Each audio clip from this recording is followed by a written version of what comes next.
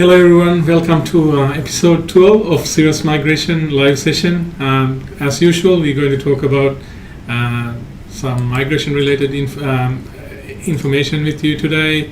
Especially we're going to focus on some of the, Shani's prepared some questions from with Lena today from a list of frequently asked questions. So we're going to go through and discuss those questions with the answers, and we'll also talk a little bit about general skill migration pathways, includes but not limited to 189, 190 and 491 categories.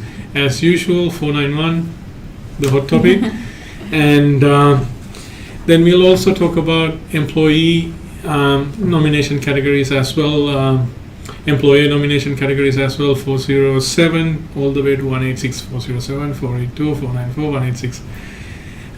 First of all our Sri Lankan clients, Subalutta for Nepalese and Bhutanese and Thailand clients, all of you, Happy New Year. Hope this year will bring you lots of happiness, prosperous, and wealth that you're always looking for. And if you need any migration related help, we're always here to help you. Okay, let's talk about...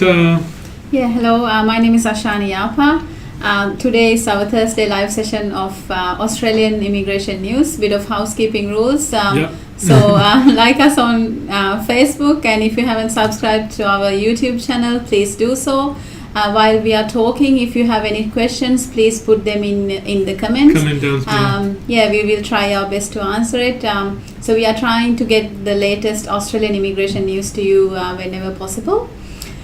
So what we thought we will do first today is sometimes we don't get to answer all the questions that we get from our viewers, and within the week we get many other questions coming from our potential clients. Thought we will put together some of the most frequently asked questions and we will answer them for you. So if you want to go back and visit this session again, so you will have these answers. Mario, if you can please put the screen. Thank you. So most frequently asked questions. Number one question is, when can international students come to Australia? We get many phone calls a day asking these questions and emails and things like that. Okay, there's been a frequent big discussion because I think we've noticed through some Facebook or social media posts as well, there's a lot of discussions going through about the borders are going to remain closed until 2024.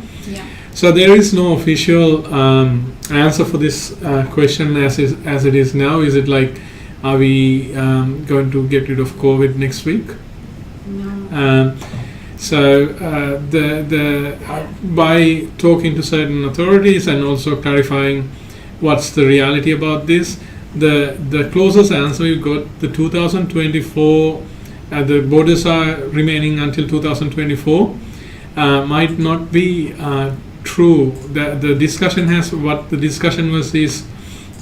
was they're going to keep the borders fully closed. I mean, it won't be fully open yes, until 2024. It's like it won't probably go back to normal until 2024-25, which makes sense.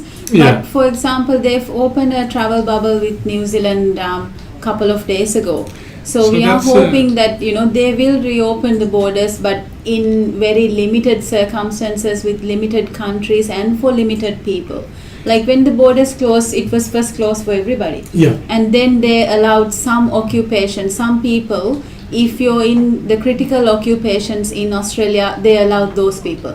And now if you're a New Zealander, then you can come to Australia. So borders will slowly open, and I think for what it's worth, international students will be one of their priorities as well. I guess so. And also, I mean, the travel bubble opens up to everyone. Like if you're a New Zealand citizen or a permanent resident, the travel bubble is open for you.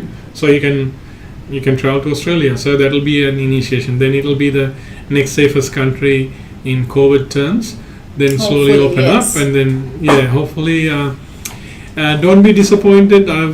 We've got so many phone calls and emails from our clients saying, oh, is it going to remain closed. Look, 188 clients and 190 granted clients, you can travel now. You don't have to wait till any borders to open. Yeah, so it's not It's for just a travel everybody, extension, but if you look at international students, what our best advice for any of people who are offshore right now is to, don't stop studying or working or anything. Whatever you're doing, keep doing that, because one day when the borders open, then you will still have to be an eligible student. So you will still need your English, your IELTS or PTE. You will still need to show that you have maintained a steady education and work pathway. So you can easily get access into Australian university and get a student visa done. And even some countries you can start studying online some courses. Yeah. And you can apply for student visas even though you may not get it granted. I wanted to clarify there, even though students aren't allowed to travel to Australia and the borders are closed for international students at the moment, you can still apply for your university, you can still apply for your student visa, and if you wish, you can still study few subjects while you're overseas too.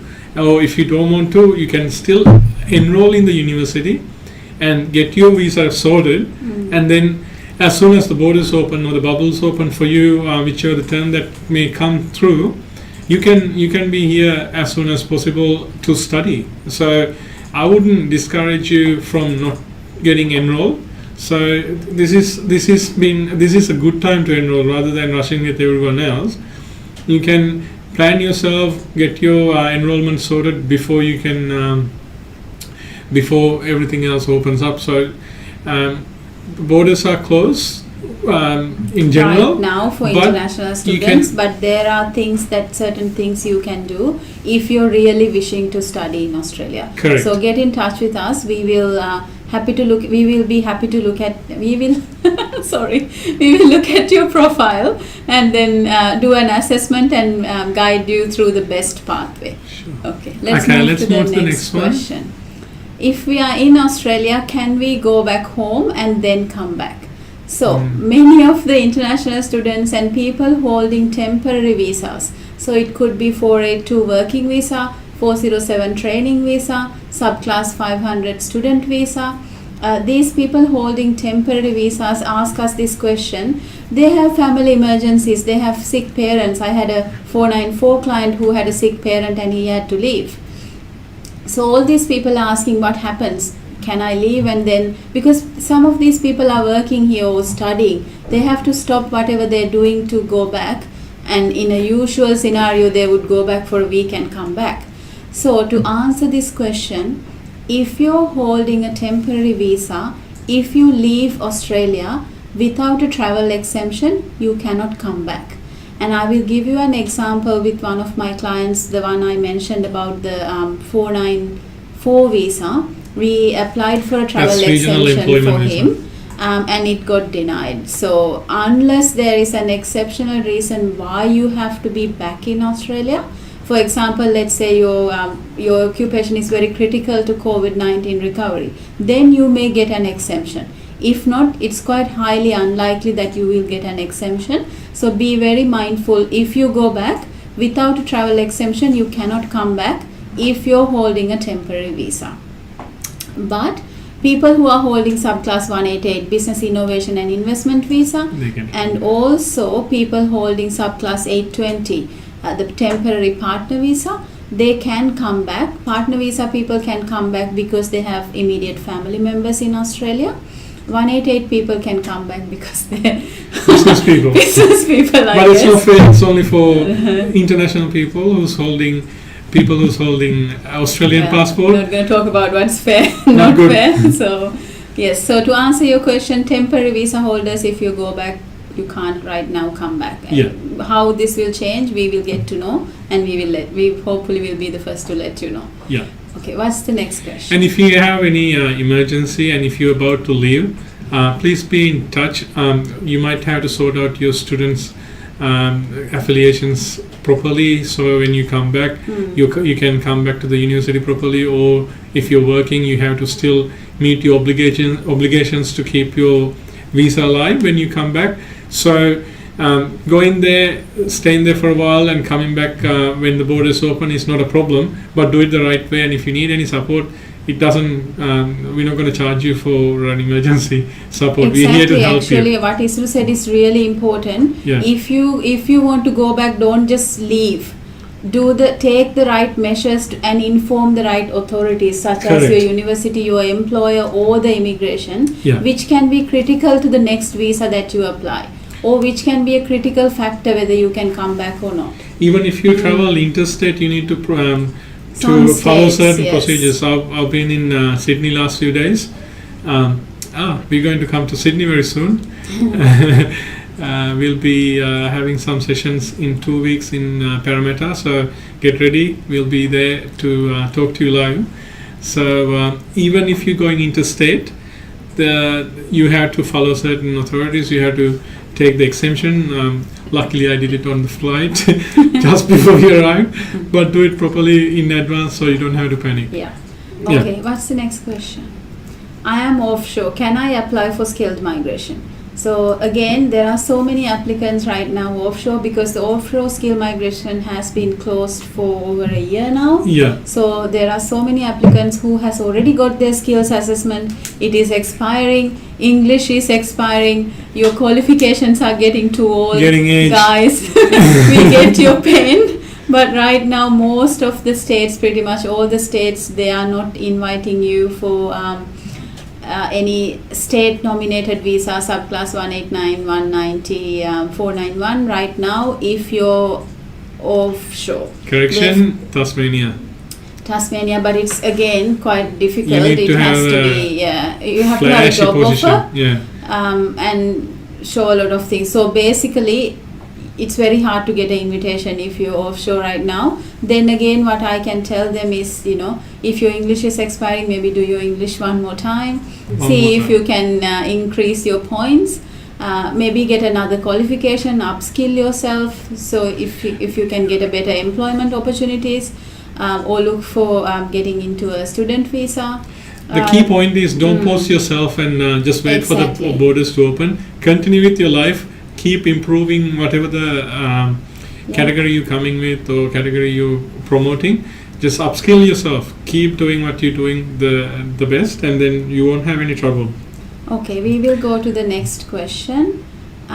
We get many inquiries from clients who are currently offshore. They've either lodged their EOI or they've either got an invitation. EOI is expression of interest. That's the very first step of getting a state nominated visa. So some people have just lodged the EOI, or some people have lodged the visas, and they are asking, we haven't heard from immigration for a very long time. You didn't read the question. So Did I not read the question? Okay. So the question is, I am offshore, I've lodged my EOI or visa, what's next? Do I hear from the department? So the answer to this question is, if you have lodged a provisional visa, subclass 491, you may not get it granted for a while, because even if you have the visa granted, you cannot come to Australia unless you're in one of the critical occupations, one of those 17 occupations, and you have an employer in Australia. Yeah. But if you do get a subclass 190 or 189, one of the permanent visas granted, yes, you can come to Australia. If you have just lodged your EOI, you may not hear from them for a while, because as I said, to do with the earlier question, you may not get an invitation if you're offshore right now. Yeah. So offshore people, not much good news, but keep your hopes up. What's There the are a next? lot of other, like, if you haven't done so, maybe get yourself checked up with a proper migration agent if there's any other options available. Or they can try to apply for some jobs. There are some really good websites in Australia. Most people apply for their jobs online. Seek and Indeed, there are some websites like that.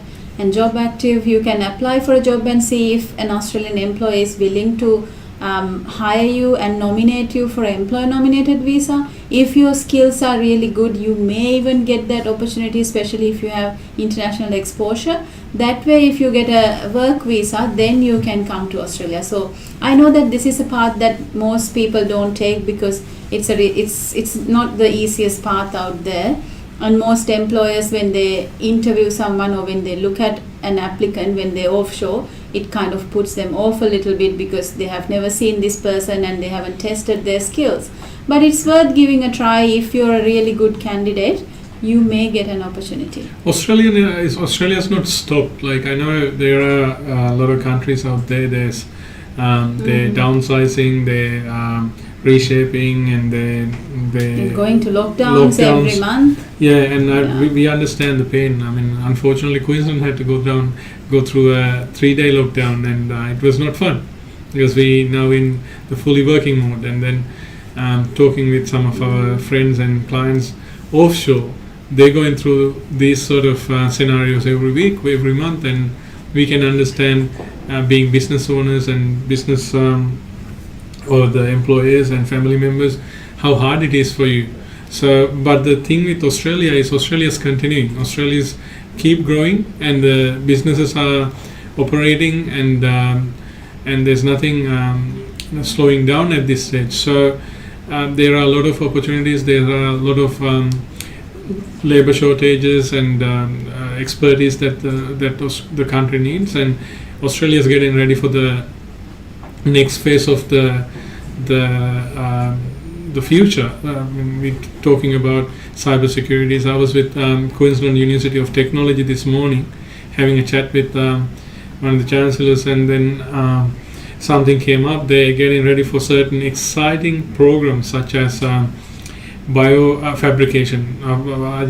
I went for a 15 minutes meeting, and it ended up being 45 minutes because as soon as the biofabrication came up, they're the future. Like a lot of people predict by 2030 there'll be so many new jobs, so the current jobs will disappear. There'll be new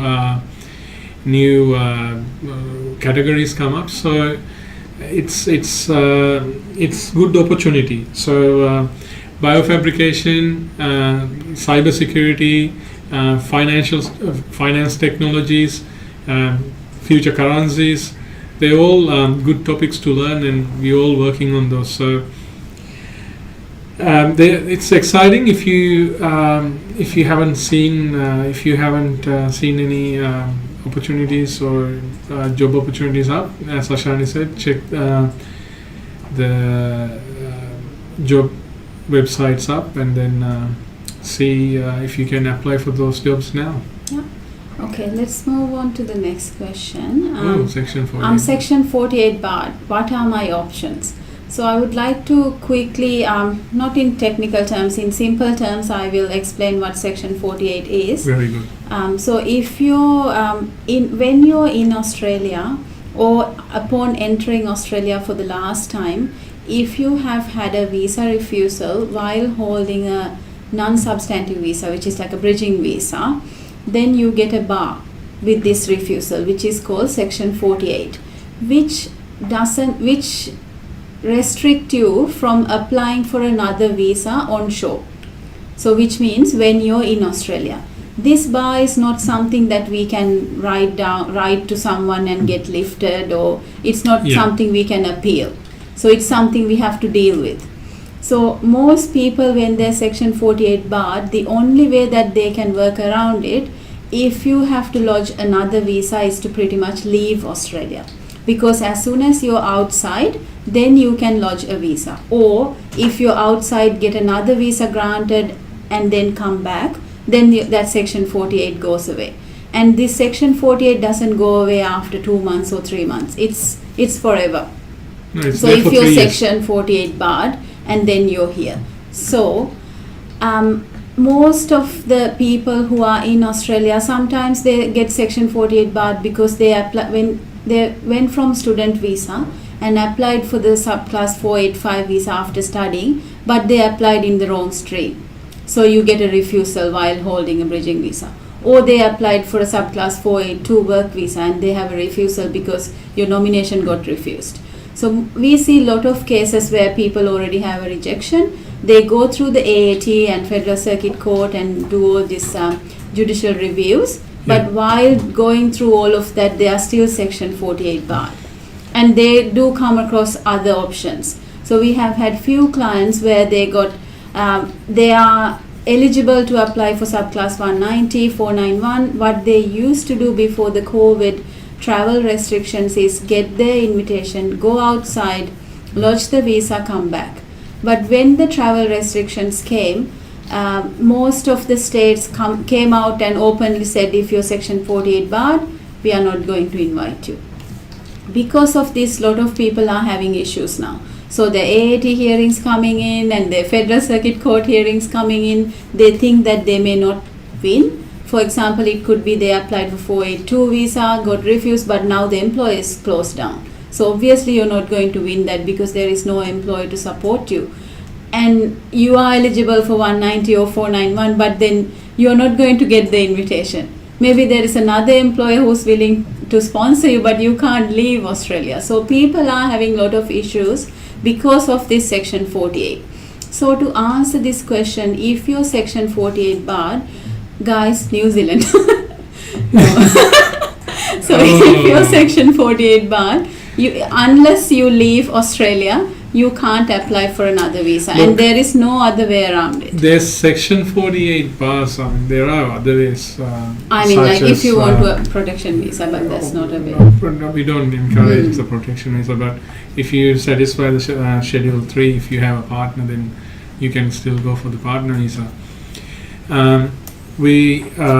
With section 48 is a very complicated area. It's just even with migration, within the migration agents, there are debates, but it's a technical part of the migration law. When it comes to substantial non-substantial visas like bridging visas and section 48s, it can get complicated and it's only technical. So you need to have proper guideline and proper interpretation from a registered migration agent and simplify what you need to do and how you need to do it, sort of thing. Some people, as Ashani said, unintentionally put the wrong visa subclass and then apply for the wrong one by themselves. So even if you're in a student visa and apply for another visa, get the visa refused, and if you continue with the other visa, you're not section 48 barred. But if you have not traveled outside until the end of the current visa, and if you go into a bridging visa while you from your first entry to Australia, then when the BVA gets activated, then you become a section 48 bus. So sometimes you have to just go out and come back to avoid that scenario. So section 48, don't get scared away. It's not the end of the story, end of the life. A lot of people get section 48 bars by unintentionally, not knowingly applying for wrong visas, or you put maybe you pay the wrong visa amount or something like that. But when you go take the next step, you have to be very technical and careful and do it the right way. So that's where you need to, if you are continuing to stay in Australia, then you need to have proper advice and follow proper procedures to move forward. Yeah. So to answer that question simply, most of the states will not nominate you if you're section 48 barred, and you may not be able to lodge many visas apart from I think 2 visas if you're section 48 barred. So what you can do right now if you're not section 48 barred is try not to get there by following the right advice and doing the right thing and not having a visa refusal. Don't get scared away. There are lots of other options, and do it the proper way. And yeah, please be in contact with a good migration agent, or we know one. Talk to us. Okay. We have a team of people. To the next question. I think is that our last question? What is 407? Before, Mario, could you kindly put that chart we had last week? Yes. So talking about subclass 407, training visa. Unfortunately, 407 is not here. Maybe you want to touch base with 407. Yeah. So what's the question? I'll go back to the question. The question is, what is 407 visa? Am I eligible for that? So a lot of people hear this word 407. Is it a new visa? It's not a new visa. It's been there for a while. Fairly new, couple of years, but it's not in day-to-day use. Yeah. So 407 is a training visa. It's sort of like a work visa, you do need a sponsorship. So that means you need an Australian employer. You need an Australian employer to apply for a standard business sponsorship, and also you do need a nominator. So which means the same sponsor who applied for the standard business sponsorship needs to nominate you with a training plan showing that this is the training that we're going to undertake. So that's the nomination. So the visa has 3 steps: sponsorship, nomination, and visa application. Now the biggest part is the visa applicant. What do the visa applicant need? So this visa, you only need functional English. There is a list of occupations. I think we can put the list of occupations in the comments after this live session. So if your occupation is a nominated occupation is in this list, and you either have 1 year worth of full-time experience in the last 24 months or a related qualification, then you can be eligible. So these are just the basic requirement. For example, most of our clients after the student visa, they go on to their 485 and they find a job, but they don't get the invitation at the end of their 2 years. But they may because they may have, it may have taken them 1 year or a little bit more to find a job, so they have only 1 year experience. So in this case, most of our clients choose to go back onto a student visa. So what we want to highlight is 407 could be a really good option for these people. Given that your nominated occupation is on the list and you're eligible and you do have an Australian employer, you are working, because the 407 visa allows you to work full time. You can only work for your nominator, but still you can work full time and you can apply for other visas while holding the 407. For example, while holding the 407, you can be eligible for 190. You can be eligible for 491. You can be eligible for 189. So 482. Sometimes people do that to build up that work experience. 482 visa, you need to have 2 years of work experience before you can apply for the visa now. Like back in the 457 days, you don't need work experience. You only needed the qualification or qualification plus the skill assessment. But now you're going to need 2 years work experience as plus your qualifications. So some people. So that's why I said it's important for us to look at this screen. 407 can be an entrance to 482 or 494 as well. Yeah. So if you're not ready to go to 482, not ready to go to 494, 190, 491, 407 could be your entry point. So it's really worth, rather than jumping into conclusions and going for the visa that you know the best, which is student visa, sometimes it's worth having a chat with a migration agent to see if there are any other pathways available to you, because a good migration agent will just look at your whole scenario and suggest you a pathway to what you want to achieve. Our job is to give you the most beneficial option to your expectations while you stay in Australia as a registered migration agent in Australia. Just with this one, if you were wondering what's those letters and what these ones, so MLTSS is the medium to long-term skills list, and the other one is TSOL, short-term regional occupation list. If your occupation is not in any of those, you might be able to go through the labour agreement. It's not, even if you're not in one of those lists, you still have the opportunity. 482, 494. If you were to go through permanent residency pathways, 191 or 186 is the permanent resident visa for you. I think we will stop answering the questions, go through the frequently asked questions for this week. We do have many questions. We will continue in our next episode 13 next week. So now we will go and see some of the questions given by our viewers.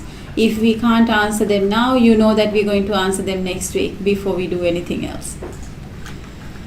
Okay, I've got Amatullah. Hello, I have 90 points currently, including state nomination under HR advisor for 491 offshore, and wish to select South Australia. May I please know my chances when states do open for offshore? I think you have really good points for 491 with 90 points, but right now South Australia said unless you're residing in South Australia, they're not inviting anyone. So even if you're in Australia, in Sydney for example, you're not going to get an invitation. And Dhananjay, hi. We've seen you before, I think, as well. Thanks for the thumbs up. I've got Lalit. Which job would you recommend to a Master of Data Science student for PR possibility? Oh. Data science. I need to look into this a little bit more. I think I need to look into your profile a little bit more before I can suggest you an occupation. Data mining, I need to look at the bachelor's and business analyst. So there's it depends what's your background and what's your experience as well. Data science is in demand. So as I said, let's get in touch with us. We will look at your whole profile and then we will suggest you a occupation. Yeah. I've got Warren. I am an offshore applicant. I applied for sales and marketing manager, submitted EOI, have 75 points. Will there be a good chance? I think we already answered this question. If you're offshore, then I don't think you will have a chance at this point.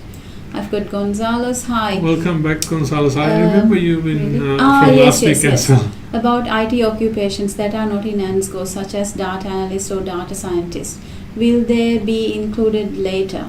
Can we do skill assessment and apply for visas? Right? No. If we get those jobs, thank you. If you get a job, then yes, you will be able to apply. I've got Harshana. Hi, to study commercial cookery, which is the best state to study, please? Is Tasmania, SA or Queensland? I think Tasmania, SA would be a good option, maybe not Queensland, because chef, at this the stage, SMQ doesn't have chef in there, but Tasmania and SA both has chef in there, so I would recommend either Tasmania or SA.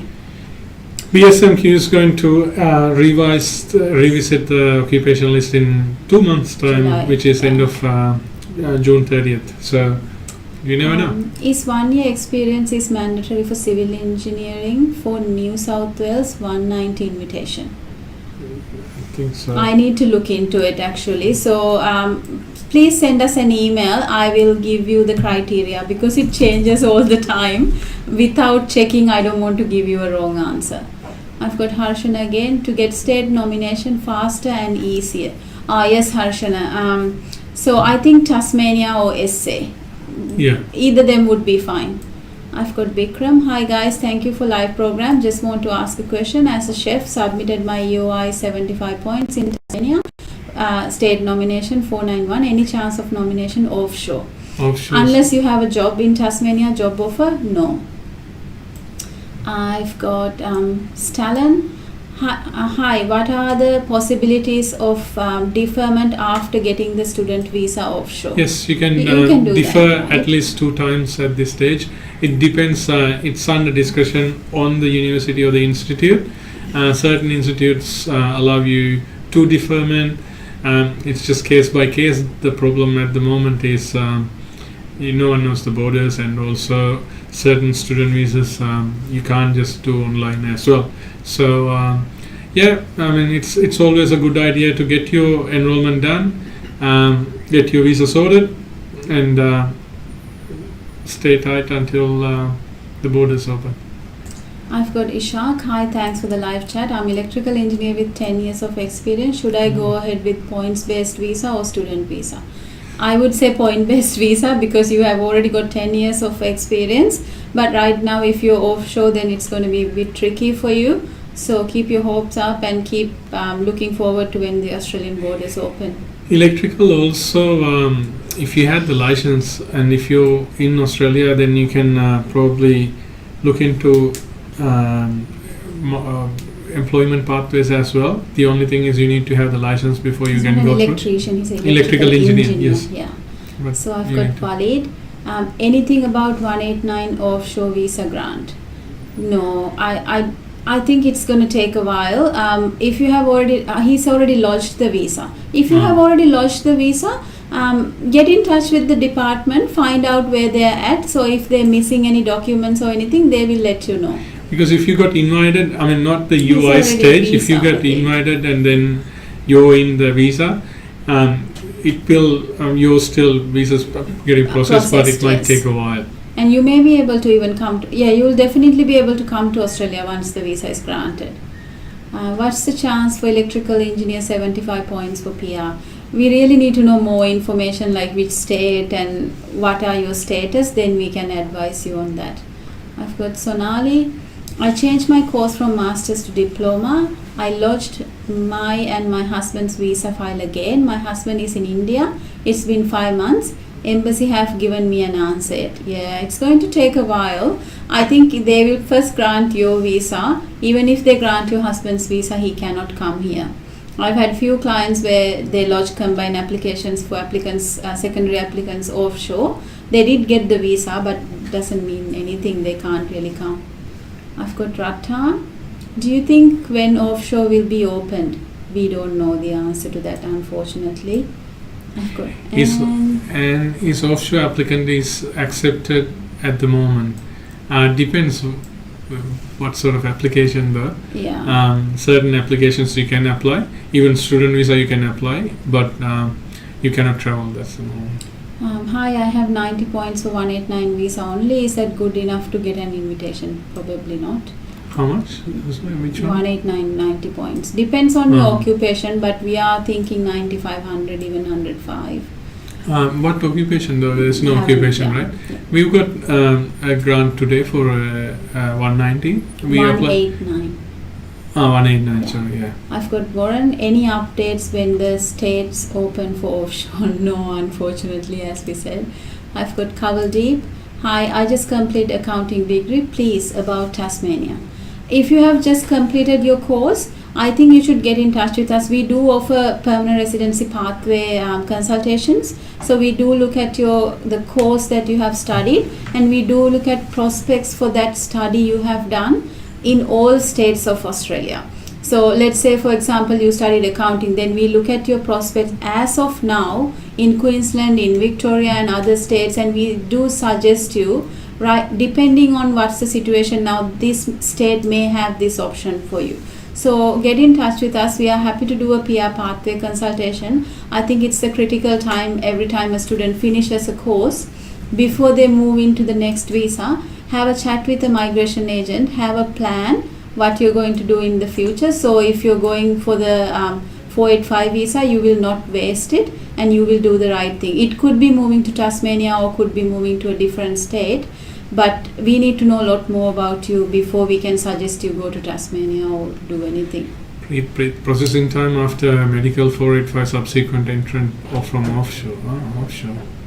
Processing time 485 offshore applicant, I think give them about I think right now the 485 processing time is about 9 months, 6 to 9 months. But if the applicant is offshore, then I don't think they will give them a lot of priority, and even if the visa is granted, they cannot travel. But Prashant, I want to do advanced diploma in IT telecommunications networking in SA. What are the chances for 190?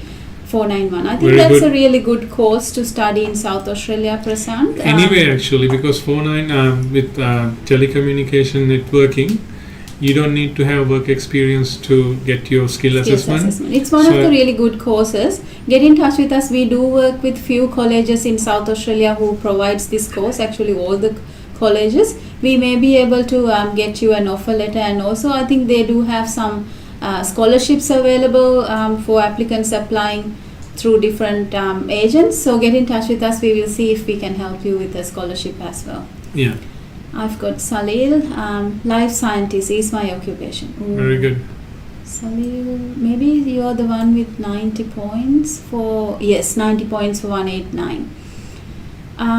Salil, see if you can increase your points. I believe you have already lodged 189, so you can keep increasing your points for better opportunity. Stalon Chandru, the question is possibility for coming to study in Australia by 2022. As we've been talking about it earlier, I don't know. Probably, I think everyone's working hard to get these programs open so the students can start coming to universities sooner. We have good hopes that the universities will open by 2022, one semester away, and currently everyone's going through these jabs, what do you call them, the vaccination programs. So Australia's doing very good. I'm pretty sure the other countries coming up well as well. So slowly, but 2022, let's cross the fingers. I think we'll probably move to Facebook, guys, to answer Let's- questions if we see we have Okay. questions in Facebook. Sri Lanka, will there be? Okay. I've got Vihangi. Hi, I'm in Perth doing my masters. I got a job offer. Can I apply for 491 rather than my TR? Actually, that's a very good question. Many of my clients ask, do I have to go to 485? Why can't I apply for 491 or 190 directly? So to answer that question, if you're eligible, there's nothing holding you from applying for 491 or 190. But keep in mind though, applying for 491 or 190 EOI is not a visa. So if you're by lodging that, you don't become lawful in Australia. So you can have a student visa and lodge your 190 or 491 given that you qualify, you are eligible, you tick all the boxes. Like you have a positive skills assessment, work experience requirement and everything. But if you don't get an invitation and if your student visa is expiring, then of course you need to look into another visa. This could be your subclass 485 visa. But if you do get the invitation while you're still holding the student visa, then you can go ahead and apply for 491 visa straight away. But the tricky part is, keep in mind though, you can only apply for TR or the 485 visa within 6 months of finishing your course. So you For- lose your opportunity to. Exactly. If you don't do it at the right point, and if some people finish their studies earlier, so they have more than 6 months left in their student visa. So if you're in that situation and you do apply for EOI and you waited for more than 6 months, you may lose your once in a lifetime opportunity to apply for your TR. So keep that in mind. Other than that, there's nothing stopping you from applying for 190 or 491 while holding the student visa, if the state is willing to give you an invitation. Because some states don't give you invitation if you're holding student visa. Got a question from Stallone Chandru again. I'm currently in Sri Lanka. Will there be any travel bubble between Australia and Sri Lanka in the future, students? I guess so. I mean, whether they will go expanding the travel bubble to certain countries and certain regions, as depending on how they perform with this COVID pandemic. There might be an opportunity that travel bubble may expand. What strategy the federal government comes up with, we don't know. But it could be a travel bubble strategy, or it could be a regional strategy. So we're expecting something to happen by end of this year, early next year, for international students. There's a lot of discussions here in Australia going through about how to open up opportunities for students, because everyone's aware there are exciting courses here in Australia in universities, but and also aging student population as well. So they all want to support the system, but the pandemic measurements and the protocols that they have to follow, they're just going through that at the moment. Yeah, so I think we'll answer just a couple of more questions and we will end the session here. I've got Bikramjit. I have positive skill assessment in Cafe Manager, PTE 71 with each 7 band. Possible visa 491 or 482. 491 from India, Cafe Manager, you can't do it. 482, if you have a sponsor, then yes. But the sponsor has to be in regional area, I think. Cafe Manager, I have to see which occupation list it's in. I don't think it's in MLTSS. Yeah, So it's restaurant. probably it's in ROL, then your employer has to be in regional. Regional, yeah. I've got Harshan. I'm 33 years old and have experience in travel and tourism industry in Sri Lanka for over 10 years. Do you think you can help me get a student visa for commercial cookery in Tasmania? Harshan has sent us an email, admin@sirus.com.au. Our education team will definitely see if they can help you. I've got Prashant. I am with pharmacy background. If I do advanced diploma telecommunication, is it going to be a bit hard to get CDR report and get positive skill assessment from Engineers Australia? I don't think so, because your CDR can be based on your qualification, doesn't have to really be based on your previous experience. So we kind of ignore the previous experience and base it on your current study. Get in touch with us, Prashant. I believe you're the one who's trying to apply for this course in South Australia. We will help you with that. Cafe and restaurant managers in STSOL and also regional occupation. Okay, lists. so then you can there's no- apply for 482. Doesn't matter where the employee is. 191, I've got Stalin here. Can I say COVID as a reason to get my unit deferment after getting the visa? Yes, just give your real reason. If it's COVID and you can't travel, yeah. Yeah, because everyone's aware of the situation. You're not all by yourself, Prashant Stolen in this case. So you can get the visa, get enrolled, and then just wait until the borders open. But each semester, if you're deferring the semester, you have to still follow the protocol of the university policies. So you have to defer the course before the census date. As long as you follow that, then you'll be good. Prashant, can you please get in Sure. touch with us? Prashant, send us an email, admin@sirus.com.au. We will help you with your enrollment and also give you a PR pathway consultation for South Australia. I've got Harshan. I've already have a MBA but no experience in hospitality. Harshan also send us an email, admin@sirus.com.au. If you could include your CVs when you send the email, that gives us a broader overview of your profile than just a short answer. So I've got Bikramjeet saying, what about 494? 494 is a great visa, Bikram. So give us more information. We will see if you're eligible for 494. There are incentives for 494. The employer has to be regional, operating in regional Australia. So regional Australia is Brisbane, Brisbane, Sydney, Melbourne. Apart from those Melbourne, areas, like 100 kilometers away. So Gold Coast is still regional. So people who knows Australia, Yeah. Queensland and Brisbane. Gold Coast is not too bad, not too away from it could Brisbane. be regional for purposes, but it's also a fun place to be at. It's one of the best beaches in the world.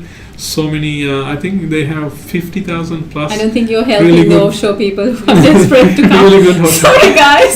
Alright, thank you so much for I'll be in listening to Gold us Coast any time of the today. day. Thank you again. We see frequent visitors and we do get a lot of inquiries from these live sessions of people who are looking for help. And I did have a consultation today and that person really appreciated our efforts. So these kind of things keep us going. Thank you so much for your continuous support. If you haven't subscribed to our channel, please do so. If you haven't liked our Facebook, please do so. We try our best to get you the latest Australian immigration news. We have a team of experts working behind the scene, a great marketing team helping us doing this video, Mario and Lena. making us come alive, Making us come look good. live every Thursday.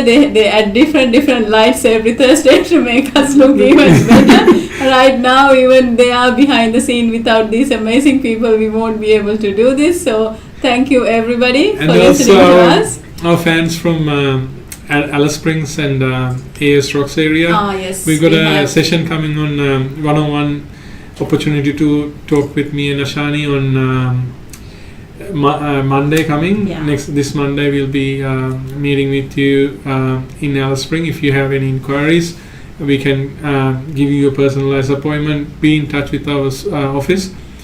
Friday in fortnight or Friday in 2 weeks we'll be in Parramatta.